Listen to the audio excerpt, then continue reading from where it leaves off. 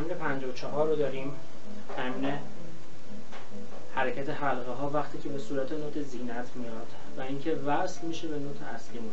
حالا این نوت اصلی هر چی میتونه باشه، مهم صدای نوت اصلی هست که اول صدای حلقه رو بشنویم، ولی تمرکزمون بیشتر رو نوت اصلی باید باشه. تمرین 54 هست، علامت حلقه رو به صورت کوچیک میذاره نوت زینت و اینکه وصل میشه به نوت اصلیمون. در نظر داشته باشیم که صدای حلقه و اینکه صدای این دو تا نوت نباید جدا زده بشن، اینا باید به هم. حلقه رو میزنیم، دف هنوز کامل پایین وای نستاده، باید ضربه اصلی خورده بشه، یعنی صورت کامل ایست نکرده، باید ضربه رو داشته باشیم.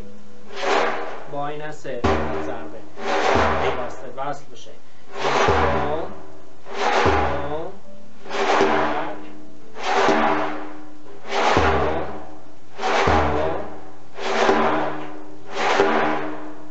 تمرین 55 بدون حلقه اول میزنیم که ریتمش دستمون بیاد، بعد حلقه ها رو اضافه میکنیم.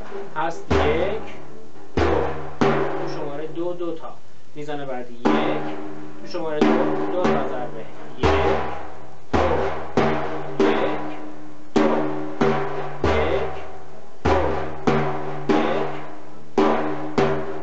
اول هر میزان حلقه رو داریم. 1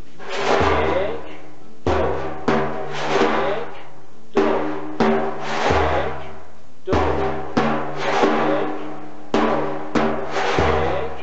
2 میزان دوم و اول سعی کنین پیوسته اجرا بشه، یعنی 1 2 سکوت داشته باشین، بعد کنیم پیوسته. یکم سرعت بالا میبریم، 1 2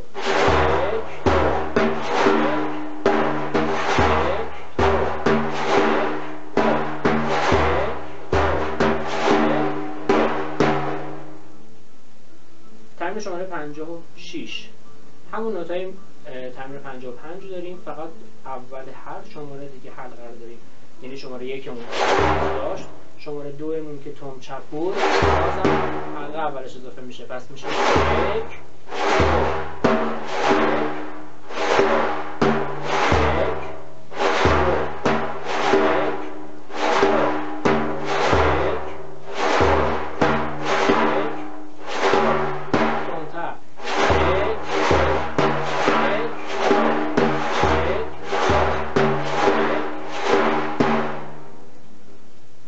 شماره 57 سه ضربی میشه.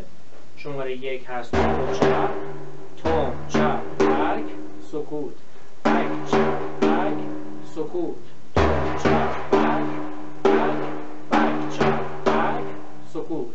1 2 3 1 2 3 1 2 3 1 2 3 حلقه ها 1 2 3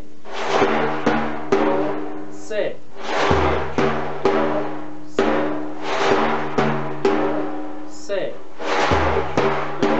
3 3